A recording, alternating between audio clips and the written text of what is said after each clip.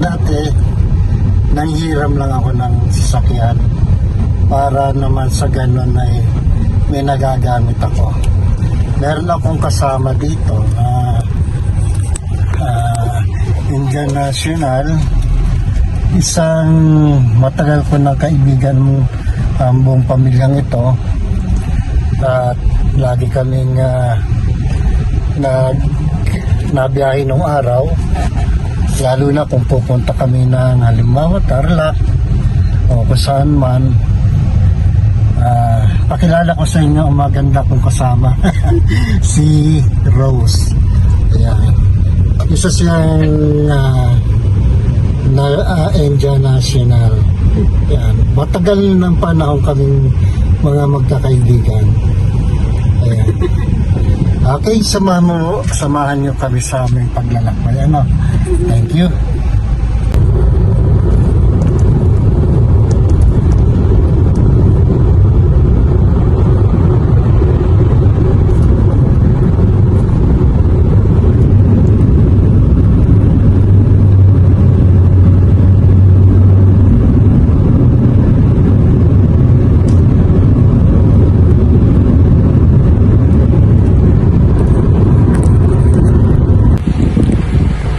Andito kami sa Binyang at yung dinadrive kong Montero ay ito.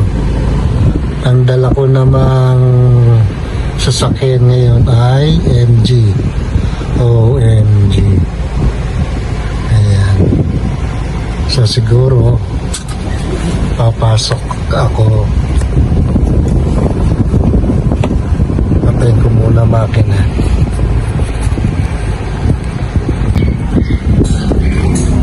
Ito yung aking dala ngayon na sasakyan nila. Pasok muna daw sa loob. At good afternoon.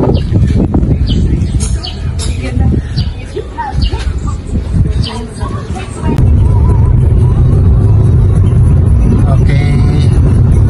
Ngayon tuloy-tuloy na kami sa Manila.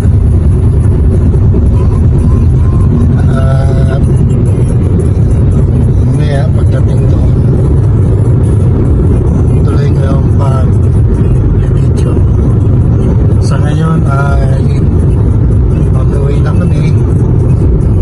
Mahirap mag-video ng nagdadrive, baka ma-aksidente. Bye. Ngayon nandito naman ako sa Chinatown.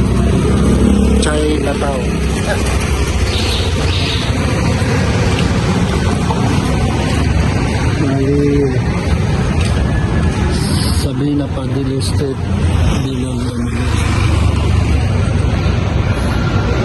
Ayun, dala ko ng kotse at doon kami pinag-park. So sila ang nasunod yan, kaya ano man ang mangyari, wala pa na dito.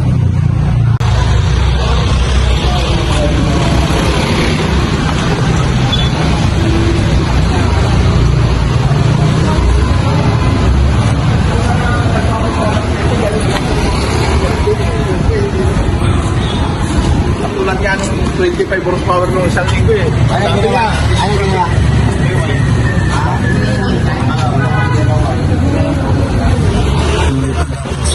Sila pumunta.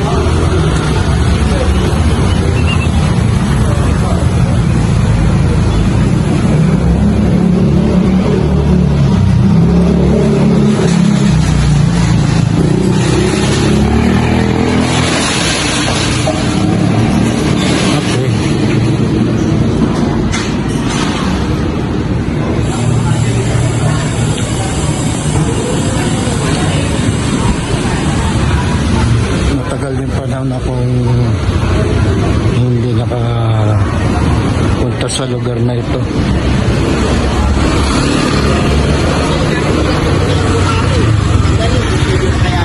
Taon din ang binilang.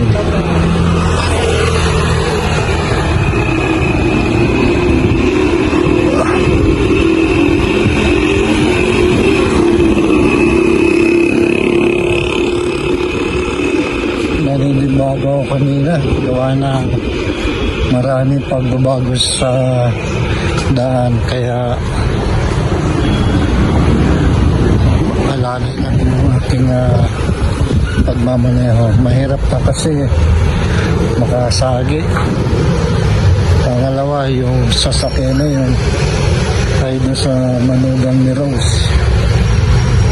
Hindi ko pa kabisado galing naman ngayon. Kaya dapat talaga ay maging maingat.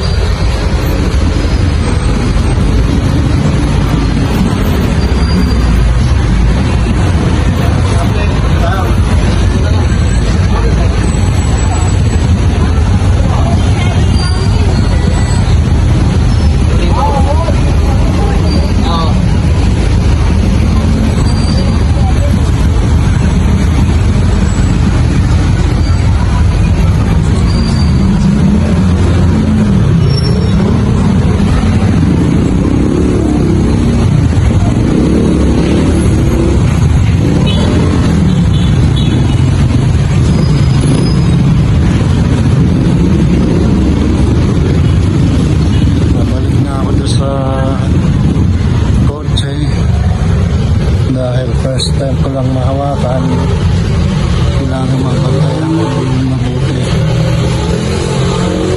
para sakali yung tiwala sa akin huwag mawala at magiging extra source income rin to.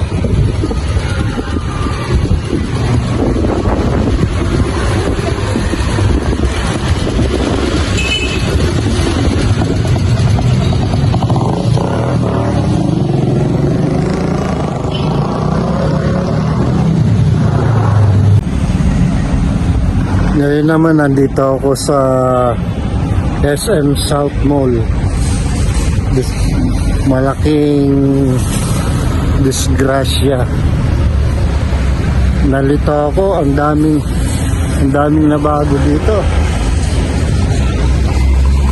Tatanong-tanong pa ako kung paano makakalabas dito.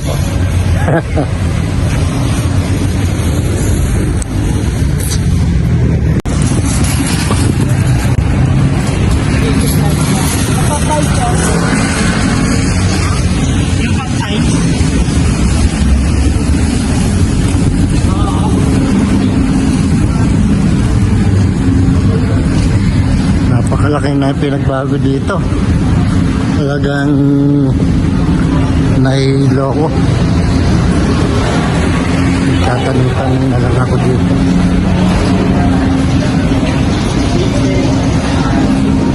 Sir, good evening, sir. Pwede? Sir, nakalag ka ba, sir? Hindi naman. Sir, bawal sa mga video, sir. Okay, salamat.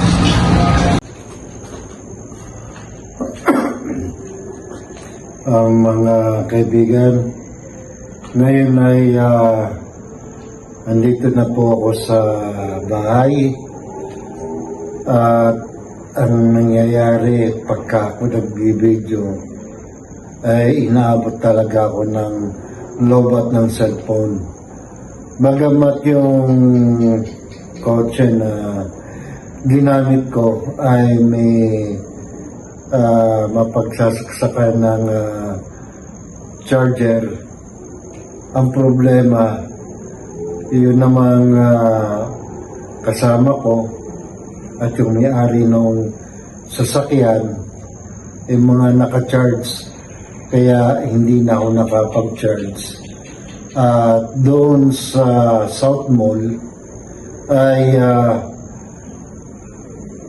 inabot na ako ng lobat, kaya yung huli kong pagbibideo ay kusa na lang namatay yung aking cellphone. Kaya ito, kinakailangan umuwi ako para makapag-charge. Ngayon nga ay gabi na at kagaya nga ng nabanggit ko sa inyo kanina, talagang napakalaki ng pagbabago ng lugar na yon. Kasi nung time na ako ay dumadaan doon bilang isang delivery driver ng isang company ng advance shoes, ay nung time na yun ay 1995 pa, o 1995 to 1996. Pagkatapos ngayon lang naulit yung aking pagpunta sa lugar na yan. Napakalaki ng pagbabago, napakalawak ng karsada, napakarami ng dapat daanan kung saan. Kaya ang nangyari, nalito ako kung saan ba ako pupunta. Kaya para makauwi lang kami, ginamitan na namin ng Google Map, at kahit ginamitan ko ng Google Map, kung hindi ka magiging matalino sa pagmamaneho, maliligaw at maliligaw ka pa rin. So, nangyari, habang ako nagmamaneho, hindi ako makapagpatakbo ng sasakyan ng mabilis. Talagang kinakailangan mag-ingat sa tatlong kadahilanan. Una, baka ako makasagi o mabangga ako. Pangalawa, ay baka lalo akong maligaw at magkamali ako ng pupuntahan, kahit gabi na sa lugar na yun ay may mga enforcer pa rin. At ang pangatlo, kagaya nga ng nasabi ko, hiniram ko lang yung sasakyan na yun para magamit ko sa aming pagpunta doon sa Binondo, sa Manila, sa Ongping. Kaya yun, ginabi kami ng uwi. At ngayon nga po, ang oras ngayong gabing ito ng aking pag-uwi ay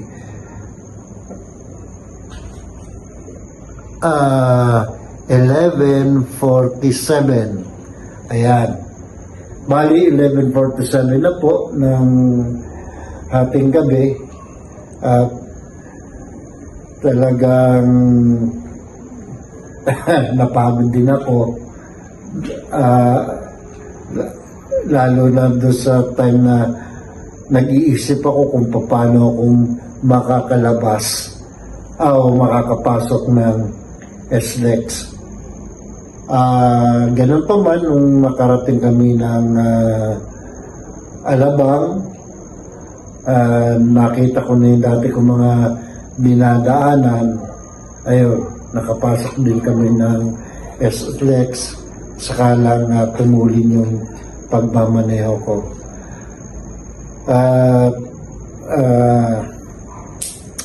Sana wag madala yung mga kaibigan kong Bombay na napakatagal ko ng panahon na hindi kasi nakapunta doon, kaya parang nag-alala na rin sila sa akin kung kami ba ay makakauwi pa o hindi. Ano po. Ngayon, tahimik na palibasa, mag-aalas 12 na. Kinatapos ko lang itong pag-vlog dito at matutulog na rin po ako. Pakita ko po sa inyong kapaligiran dito na tahimik na at ako na lang yata ang gising. Ayan po, talagang wala, gabing-gabi na.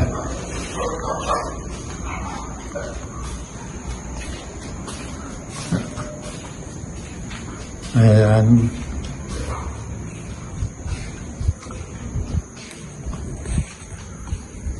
Ang tanging maririnig ko na lang ay yung kahol ng aso at yung aking pagsasalita. Ayan. Tahimik na po ang paligid.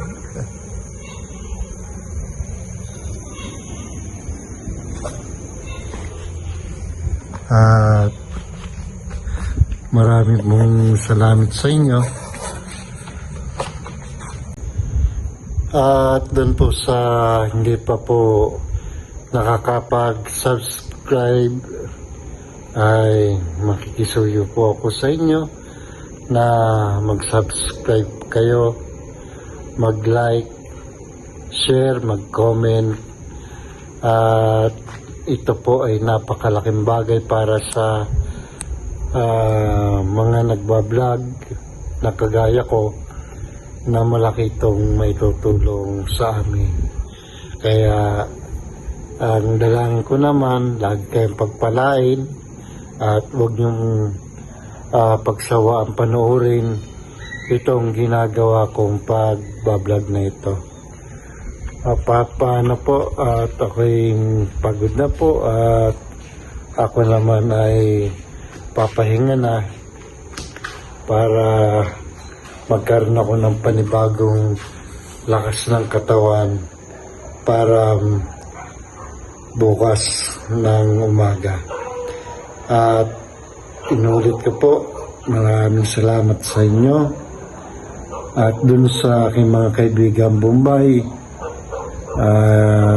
sana hindi lang sila Rose, yung iba pa sana mapanood ito para muli ko silang ma-meet, magkasama-sama uli kami. Marami pa pong mga Bombay akong kaibigan na gusto ko pong makasama sa ganitong mga pagbablog.